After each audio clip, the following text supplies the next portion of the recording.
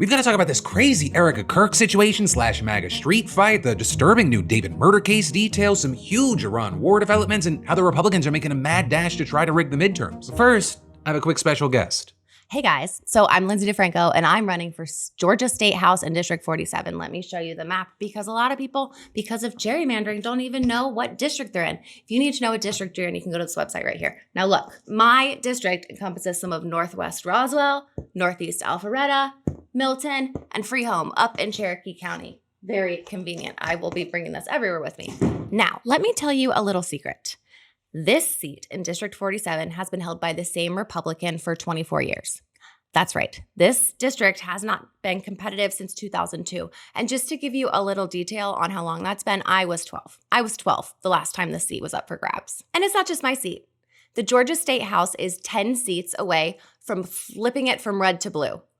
Just 10 seats. And the math is there. The math works. And we really have a good shot this year. And I think the Republicans are kind of scared. We are so close to being able to break through a Republican supermajority that has held this state for decades. The district has changed, the state has changed, and fortunately, I don't have a primary opponent, so I will be on the ballot in November no matter what. However, the frontrunner to run against me on the Republican side is a 24-year-old who was handpicked by the Republican establishment, and one of his most notable endorsements came from a Georgia fake elector. A Georgia fake elector who is now a state senator. Yeah, he's endorsed by a Republican who signed a fraudulent document after the 2020 election claiming that Trump actually won Georgia when he didn't. Just percolate on that a little bit. I'm not exaggerating. You can go look it up. So here's the deal.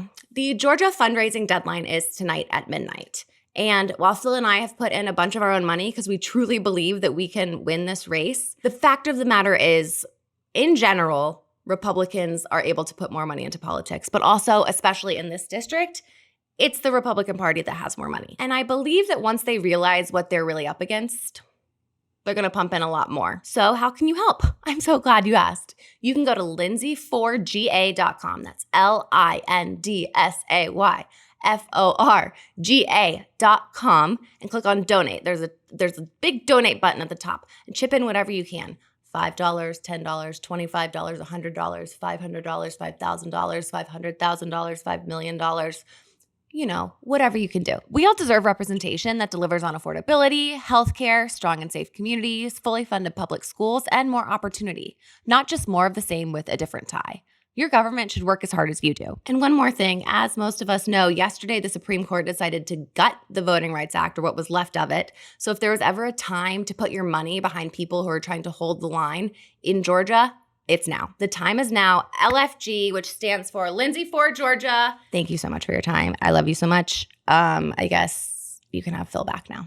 Erika Kirk just hit at Candace, Owens, Druski, journalists, and even teachers and American citizens. We're with Kirk posting a video addressing the White House Correspondents' Dinner shooting, which she attended. And she started by saying this. It seems to me that nothing will ever be enough for the evil in this world. Our country has become unrecognizable. These people have perverted the truth to the point that they motivated the murder of my husband. They have continuously tried to assassinate the president. You know, you had many of her supporters waiting for this because the video from the dinner showed Erika leaving after the shooting in tears, saying she just wanted to go home. But you also had some questioning why she went in the first place, with some noting that she previously backed out of a Turning Point event with J.D. Vance because of security threats, even though Secret Service would be present. But seemingly, it was because she wanted to confront reporters head on. And it was because many of the journalists in that room have attempted to dehumanize me, and I wanted to meet some of them face to face, quite frankly. Why have a conversation about me when you can have a conversation with me? Or with Erika seeming to take issue with the fact that reporters from opposing outlets were spending the night playing nice, even though they knew the next day they'd just returned to conflict and infighting. And then she was also upset with their choice to immediately pull out their phones after shots broke out. And so during an active shooting, these journalists are using their phones to find moments to capture for clips. They were so concerned about getting a video in a room with an active shooter that they could have accidentally and quite literally filmed themselves being shot. Many of those people have become so desensitized that fight or flight became secondary to the opportunity of putting themselves into the story. With Erika then taking aim at the suspected shooter, who's a teacher and engineer from California, but then also not just hitting him, but all teachers? This is why Charlie started Turning Point USA in the first place. He didn't trust the radicalized liberal teachers. You have these people who are supposed to be teaching our children the future of this country, and he's so unhinged that he is able to teach children by day and then attempt to murder the president of the United States by night. And in his manifesto, he starts by contextualizing himself by saying, I am a citizen of the United States of America. And while we may have big problems with illegal immigration in this country, I have to tell you, we have an even bigger problem when it comes to the systemic indoctrination and radicalization of our own citizens. This is what got my husband killed. You then had Erika Kirk expressing sympathy for Melania Trump for having to endure multiple assassination attempts against her husband. She also called out anyone who she thinks mocked it, starting with Jimmy Kimmel. And then she focused on what she's dealt with personally since Charlie was killed. Every morning I wake up to a new headline lying about me. I have comedians dressing up in whiteface. I have people saying I'm not fit to be CEO, and I have Candace Owens claiming I murdered my husband. So there, she's clearly referring to the bit that Druski did, where he dressed up as a white Republican woman who loves pyrotechnics. And then, of course, there's Candace Owens, who has spent months stringing together webs of conspiracies about Charlie's death. Though, depending on who you ask, you'll get varying answers as to whether or not Candace has actually implicated Erika of any wrongdoing. So you actually had Candace shooting back pretty quickly to defend herself, first on Twitter writing, "Very uncomfortable to watch, painful prompt to read, a speech clearly written by someone else. Also, of everything I've said about Erika, she chooses to respond to something I never said. They always lie. And when the people correctly point out that she lied, they will inevitably tell us it's our fault for noticing because she's lost her husband. It's a merry-go-round from hell." And actually, later on her show, she added, "It's nobody's fault that Erika went to that event other than Erika." With Candace also slamming Erika for being upset with journalists who filmed amid the shooting, arguing that people did the same thing when Charlie was shot. And again, you had her rejecting that she's ever directly claimed that Erika killed Charlie. The performance of all this is not good. Just an obvious lie.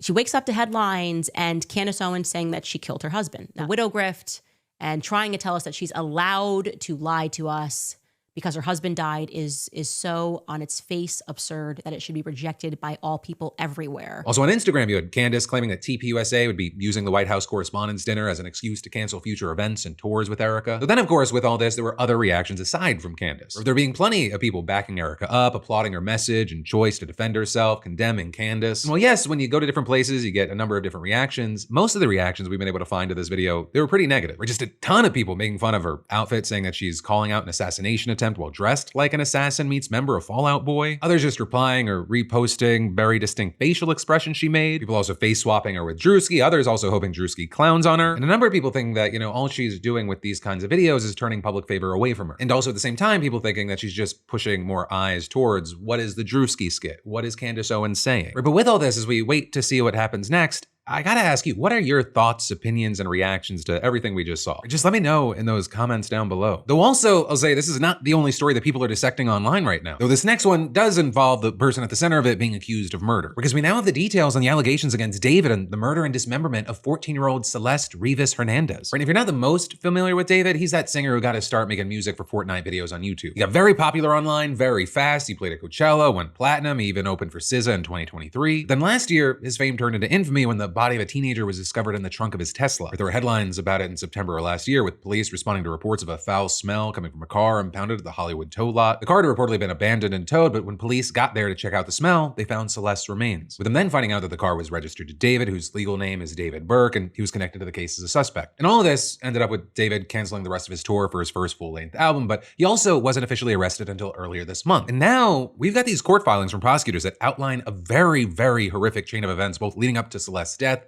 and afterwards. Right, according to prosecutors, David met Celeste when she was just 11 years old, and they, quote, began a sexual relationship 2 years later when he was 18 and she was 13. Personally, that just sounds like a crime to me, but again, I'm just reporting this, what they're saying. And also during this time, Celeste ran away from home and was reported missing in February of 2024. You had police reportedly contacting David, who said that he had only met Celeste once and didn't know that she was a minor. But then when Celeste reportedly returned home and had her phone taken away by her parents, according to prosecutors, David paid one of Celeste's friends $1,000 to get another phone to her so they could continue talking. Then later, she was reported missing again again in April of 2024, and she reportedly spent most of that year traveling with David and going to his house in the Hollywood Hills. And then we get to April of 2025 with a filing saying that Celeste and David, they had gotten into an argument over text, and saying that they argued about, quote, the victim's jealousy over the defendant's relationships with other women, as defendant led her to believe they had a future together. With the filing adding, she became extremely upset and threatened to disclose damaging information about her relationship with the defendant to end his career and destroy his life. Then on April 23rd, prosecutors say that David sent over an Uber to pick up Celeste at her home at around 8:40 p.m. and bring her to his place in Hollywood Hills. But when she arrived a little after 10, prosecutors say that David stabbed her, saying knowing he had to silence the victim before she ruined his music career as she had threatened,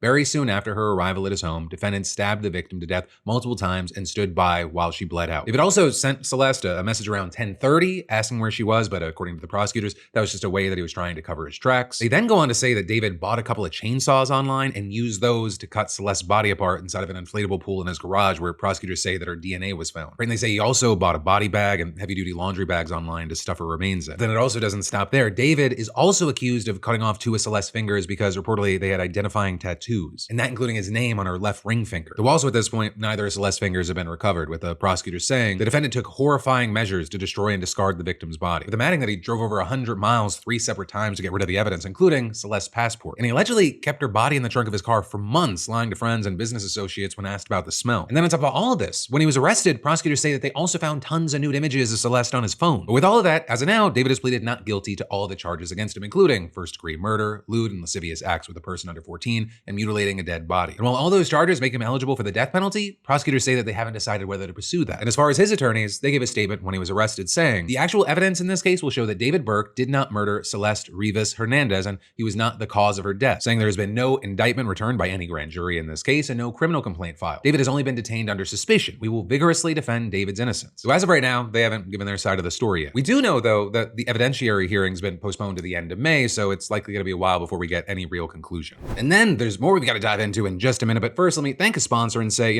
listen, we all know people who aren't exactly in their dream career right now. I mean, I can look at where I'm at, my industry, and I wonder, when I might get to a different place. Thinking about what do I want, how do I get there? But also here's the thing that nobody tells you. The most successful people in the world, they don't figure it out alone. They have mentors, coaches, people in their corner providing guidance, right? A sounding board. And that's what today's sponsor, Strawberry.me, is doing for thousands of people every single week. Lots of us, we wake up every day knowing we're capable of more, but having no idea how to get there. And personally, I was skeptical about career coaching, but having someone cut through the noise and focus on your situation, that's huge for me. Because it starts with clarity, figuring out what you actually want, not what you think you're supposed to want. Then you identify the real obstacles and blind spots that you can't see on your own. And finally, you build a clear plan instead of waiting for the right moment to magically show up. Whether you want a new job, a promotion, or a full career pivot, there's a roadmap and you've got a dedicated coach supporting you the whole way. So hey, scan that QR code on screen or go to strawberry.me/DeFranco to get 50% off your first session. That's strawberry.me/DeFranco.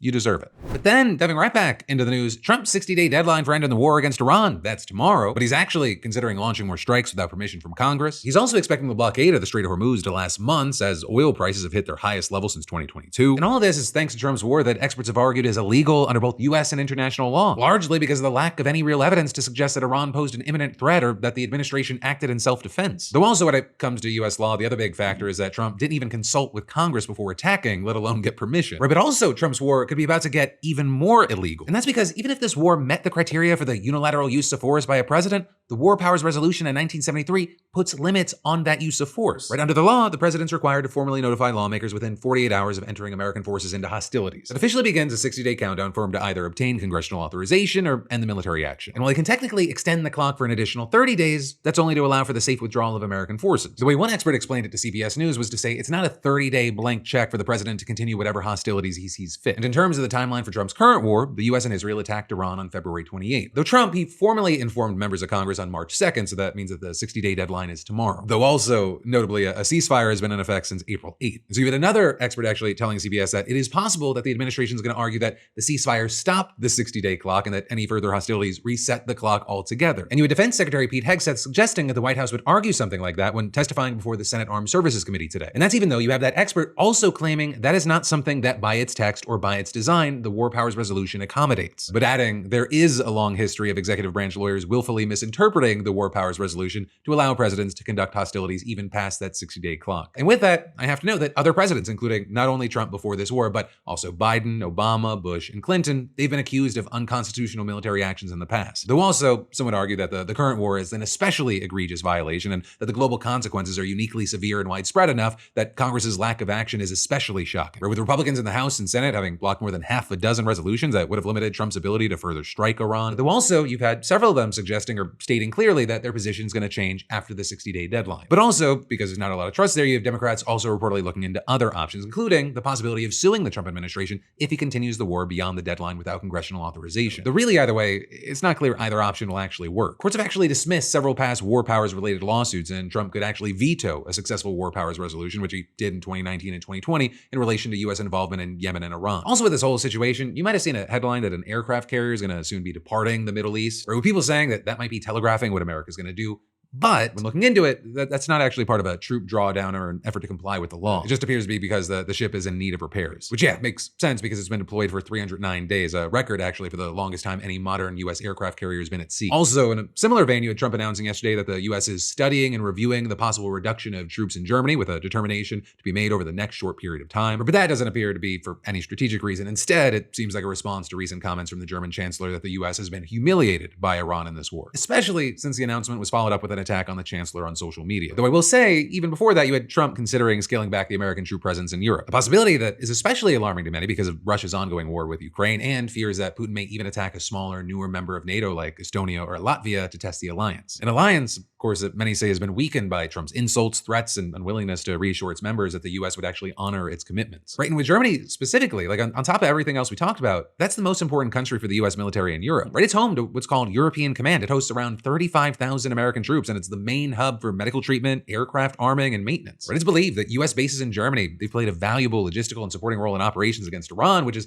actually been a source of controversy over there. A controversy that might get even bigger is you have Axios reporting that the head of U.S. Central Command briefed Trump today on several options, with the main one being considered apparently being a short and powerful wave of strikes in Iran, likely including infrastructure targets, which would be aimed at breaking the stalemate in negotiation. And with this, you had Bloomberg reporting that CENTCOM is asked to send the Army's Dark Eagle hypersonic missile to the Middle East for possible use against Iran, right, where it would be meant to specifically target ballistic missile launchers deep inside of the country beyond the range of the military's other weapons. And actually, if this gets approved, this would be the first time the U.S. has deployed the system. A system that, one, is apparently running far behind schedule, and two, hasn't even been declared fully operational despite Russia and China having deployed their own version. But then also, in any case, another option reportedly being considered is a partial takeover of the Strait of Hormuz as part of an effort to reopen it to commercial shipping, and operation that would also include ground forces. Right? And then you have a third option, which has been discussed before, which is a special forces mission to secure Iran's stockpile of highly enriched uranium. And you have all of this as military planners are reportedly considering the possibility that Iran's going to attack American forces in the region first in retaliation for the blockade, which Trump reportedly sees as his main source of leverage right now. Although he apparently understands that if it's gonna work, it's gonna take time, right? With he and other top officials having met oil and gas executives at the White House this week, with them reportedly meeting to discuss, quote, steps they could take to continue the current blockade for months if needed and minimize impact on American consumers. Right? Because as we know, the people making obscene amounts of money off this war while poisoning the air and warming the planet, the one thing they obviously have in common is that they have the American consumer's best interests at heart, especially as oil prices have now hit their highest level since the war began, topping $126 per barrel overnight before dropping back down a bit. And with that, U.S. gas prices, which typically trail oil prices by a few days, they've also reached their highest point since the start of the war, jumping to a national average of $4.23 a gallon yesterday. The cost for drivers has gone up by 42%. But despite all that, how it's hitting Americans, you had Trump assuring reporters at the White House yesterday that the blockade is genius. And he also suggested that he's really not in a rush for talks with Iran to continue, saying there will never be a deal unless they agree that there will be no nuclear weapon. Though of course, Iran, they've technically said that they don't want a nuclear weapon, and the disagreement is over its stockpile of uranium and insistence on a right to enrichment. So you're seeing some experts saying that, Trump's continued all or nothing approach, it's not exactly conducive to a deal. And that's also an argument that seems to fit with what an anonymous Iranian official reportedly told the Washington Post, right, which is that others in the regime have now given in to pressure from the country's military and political hardliners to deprioritize negotiations with the U.S. Also saying that it would be very difficult for the U.S. to get even the 5-year suspension on enrichment offered by Iran during the first round of talks. And you also had this official acknowledging the impact of Trump's blockade, but saying it will not make us surrender. We have PhDs in sanctions evasion. We will find a way. And while you have the Iranian economy, yes, struggling with businesses closing, people losing jobs, prices rising, and the currency plummeting, there are also signs that the country can just deal with it for a while. Or with, for example, a report from Reuters saying that despite everything, Iran has plentiful internal supplies, steady trade with neighbors, and only limited signs of immediate stress from state revenue losses caused by the blockade. And while Trump, he's now actually claimed more than once that the country's oil infrastructure is so backed up it might just explode any day, that's almost definitely not true. You had one expert telling the Washington Post, and most agreeing,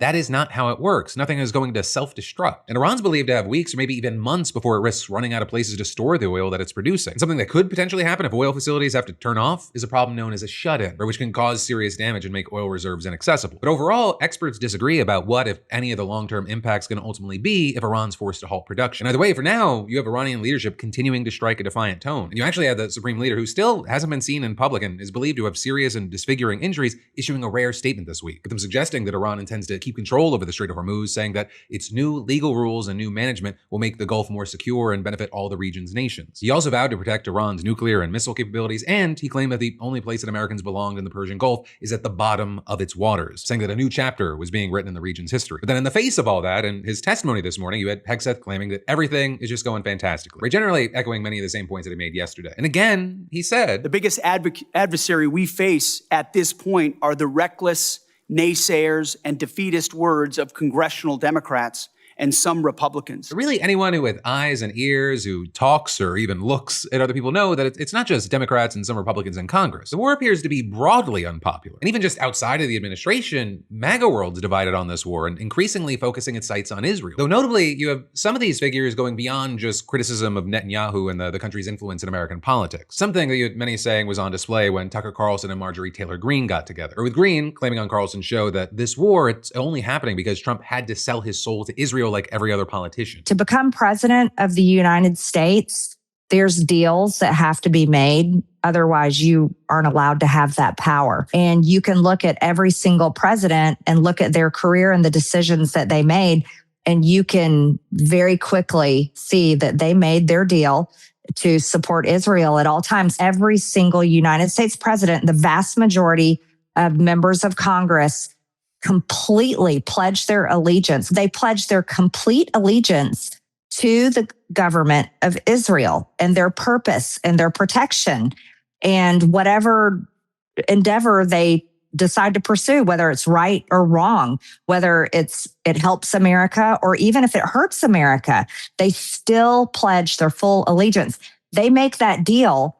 And Tucker, I don't care what anybody thinks about me, but I believe that Trump had to make a deal like this in order to become president. And ultimately, that's where this war has brought some of Trump's formerly most loyal supporters. You know, whatever conspiracy theories they're pushing or anyone else is pushing, the underlying feeling that the U.S. got dragged into another war that it didn't need to be a part of, that might be something that a lot of Americans are feeling. But then also, as the shit show continues abroad, we have to talk about the absolute chaos that's playing out right here at home for millions of Louisiana voters. Because their governor just announced that he is suspending primary elections for the state's congressional seats so that Republicans can redraw election maps. And that is despite the fact that early voting is set to start in a matter of days and some ballots have already been sent out. But of course, this move, it comes just 24 hours after the Supreme Court struck down Louisiana's current congressional map in a sweeping decision that effectively gutted the Voting Rights Act and gave red states a massive edge in all future elections. Because like we talked about yesterday, the map in question there made it so that black voters had a majority in 2 of the state's 6 congressional districts in order to reflect the fact that they're a third of the state. Or they were trying to comply with the VRA, which prevents racial gerrymandering that dilutes the power of minority voters. But the now conservative Supreme Court, they ruled that the map itself actually amounted to an illegal racial gerrymander. And so they decided that the solution was to actually weaken the VRA and make it a lot easier for states to gerrymander in a way that diminishes the votes of minority groups. And if you're like, that sounds backwards, Phil,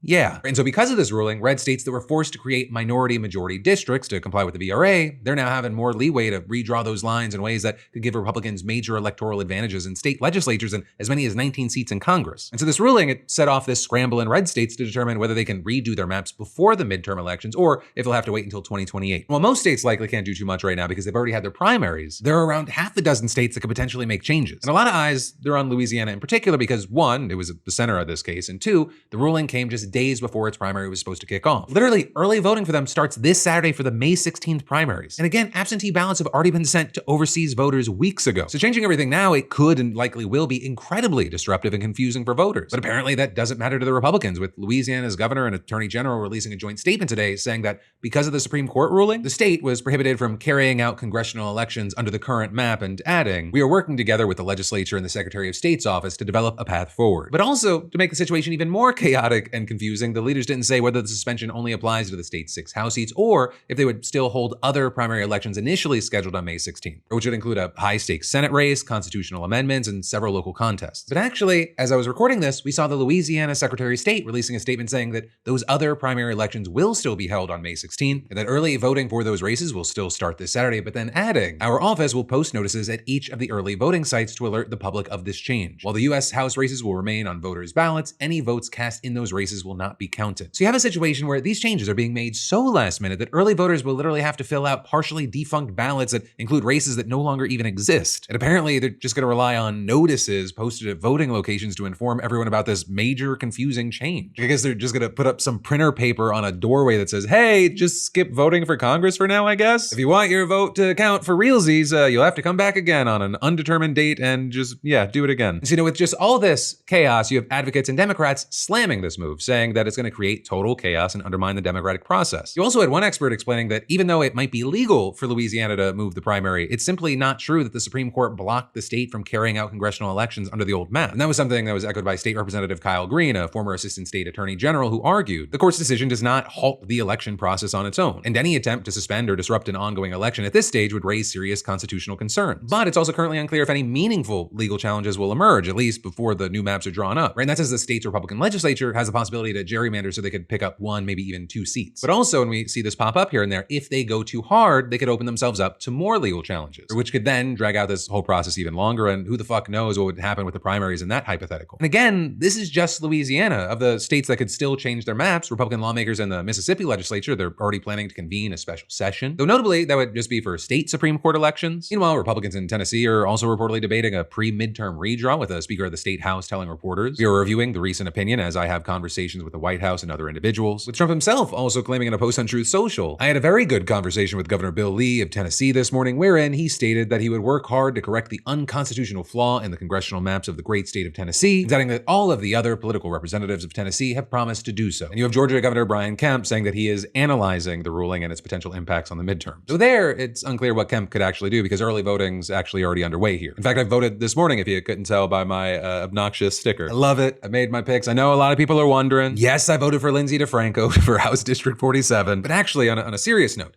despite the seemingly insurmountable hurdle, the Georgia House Speaker right now refused to rule out the possibility that the legislature would take up redistricting when pressed by local outlets. And in fact, the Georgia Republican Party chairman voiced support for a move like that. This is just my opinion, but I feel like you can tell that just so many of them are terrified. They know that Trump and much of the party, they're failing their constituents. And many just seem very down to try to undo or ignore the will of the people, right? Rather than actually try to have better policy that helps people. Right? But then from that, as we start to wind down today's show, I've got 2 last things. Congratulations and our final story of the day. So first, congratulations to Kevin S., SeatGeek's latest weekly winner, who just scored $500 in tickets. For the rest of y'all, that's right, SeatGeek is still giving away $500 in tickets, and you should definitely enter today if you haven't already. Imagine being the next winner and snagging $500 towards seeing your favorite artist, sporting event, or play. There's like over 70,000 events to choose from. You just got to add code DeFranco to your SeatGeek app profile for a chance at the weekly $500 prize, no purchase necessary. Then, diving right back into the news, Fed Chair Jerome Powell just stared Trump in the face and said, I'm not backing down. Because as you might remember last week, Trump's prosecutor for the District of Columbia, the former Fox host Jeanine Pirro, she dropped her criminal probe into Powell and the Federal Reserve, instead saying that the Fed's Inspector General would review the case, but also she warned that she will not hesitate to restart a criminal investigation should the facts warrant doing so. And so it was expected by some that Powell would finally give Trump what he so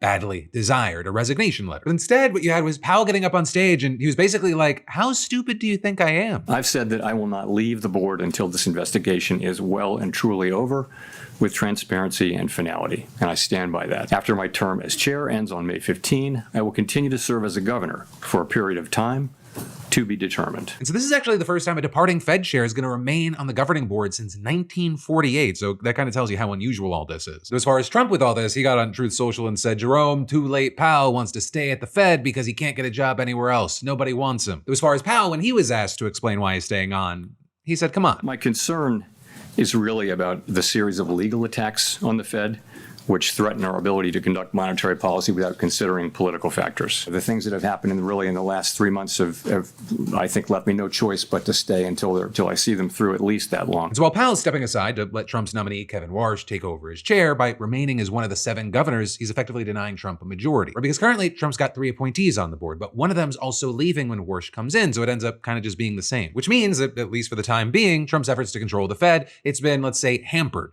once again, though that's probably not going to last that long, right? Because as a governor, Powell's term ends on January 2028, and that's assuming he even stays on for the full term. Though also I say, right, this event where he announced his plan to stay, it's actually his last press conference as chair, and he also took the opportunity to light up Trump without directly naming him, right? Noting in a very professional and dispassionate monotone that there was 3.5% inflation in March, and that it was boosted by the significant rise in global oil prices that has resulted from the conflict in the Middle East. And Powell then also added that just core inflation, which doesn't include food and energy, that was 3.2% in March. This relatively high rate largely reflects the effects of tariffs on prices in the goods sector. And so as a result, he said that they're going to be keeping interest rates steady for another quarter rather than cutting them like Trump wants, because economists predict that cutting rates would increase inflation even more. But also a key thing is that Powell did signal that rate cuts could be on the table in the coming months, and his decision to even suggest that possibility, it ended up drawing a lot of scrutiny. But reportedly, 3 Fed officials disagreed with it, while a 4th actually wanted to cut rates immediately. It was officially the most disagreement in a Fed meeting since 1992. And so also, there's a fear among some that with Powell as a board governor, the division is just going to get even worse, because we'll have kind of a two popes situation. Right? A situation where Kevin Warsh is technically the Fed chair, but nobody actually takes him seriously, and he won't be able to build a consensus on the board. Right? And in this scenario, you'd have Powell kind of acting as a shadow chair from his governor's seat. Though I will say, Powell shot down that idea yesterday, instead stressing that he wants to have a low profile as governor. And as for Warsh, in the meantime, that Senate Banking Committee just moved him ahead for a chamber-wide vote on his confirmation. So even if Trump couldn't kick Powell out, he at least got through the resistance in Congress. But that, my friends, you beautiful bastards, is the end of your Thursday Philip DeFranco show dive into the news, but some end of show housekeeping. Of course, remember, if you want to join the cause, join the fight against craziness, go to lindsayforga.com. Every little bit helps, whether it's getting the word out or campaign donations. These are elections that can literally be decided by 1, 2, 3 votes. Right? And with your help, Lindsay and a handful of other Democrats could flip the Georgia State House blue. Also, second, my favorite thing to do, promote myself. Well, this weekend's New York show is sold out.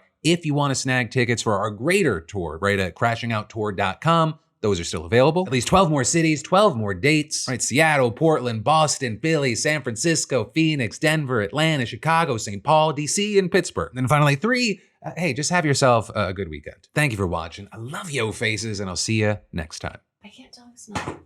It's you. It's us. No, it's you. I smell amazing. No, it's not. I smell amazing. I smell my armpit. We got spray tans yesterday. You smell great. I know. Someone smells. What? It's just the vibe, I guess. Okay.